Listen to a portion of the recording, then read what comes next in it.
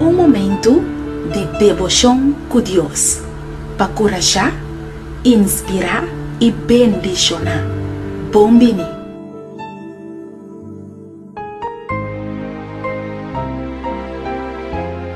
Nos versículo de meditação para a meinta está guardado em Mateus capítulo 1, versículo 23. E esta bisa: Mira, virgem lo sali na estado e duna luz na hombre. Lo llamé Emmanuel, lo que significa Deus conosco.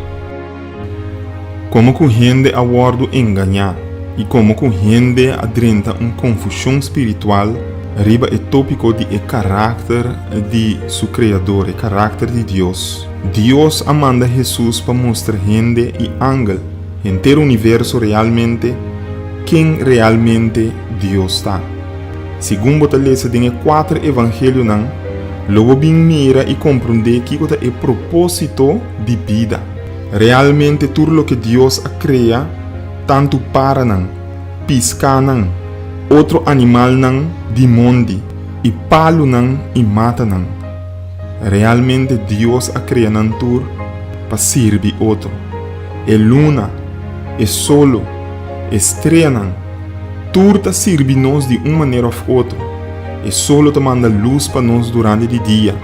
E luna e estrela te manda claridade para nós durante a noite. E palo rondou de nós te manda zuurstof para nós, de maneira que nós por halar roceia. Mesmo coisa que palo não dá nos fruta, hope bia também de servir nós de comida, of hasta proteção. E ora Jesus a bem ribe mundo aqui, ela revela que Deus também nota biba para su mês. Eta biba para servir outro.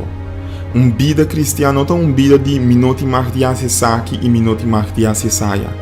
É vida cristiana e a vida eterna que Deus que dá nós realmente é vida de mi por hasi esaki, mi por papi verdade, mi por proteger outro, em vez de quitar vida, mi por em vez de codiciar outro, mi por regalar of dunanan lo que não tem necessidade de. Em vez de papi mentira, mi por papi verdade. Com outra palavra, é vida cristiana, vida de mi por hasi. E não vida de minuto mais de hasi. Para sobre a vida de minuto mais de acessar e minuto mais de acessaia, dá precisamente a imagem e o conceito satânico que Satanás quer para nós ter de Deus. O resultado de aceitar-nos o que da leu foi de. Para sobre Deus é Deus que está quita-me liberdade dor de bisame kiko minuto mais de acessar. Então aceita pone que logra seu objetivo de nos separar fora de Deus e de turnos problemas que solamente é Deus que está apartando-nos foi por dar-nos a solução. Também sei, vou por lá que Jesus vem de vida.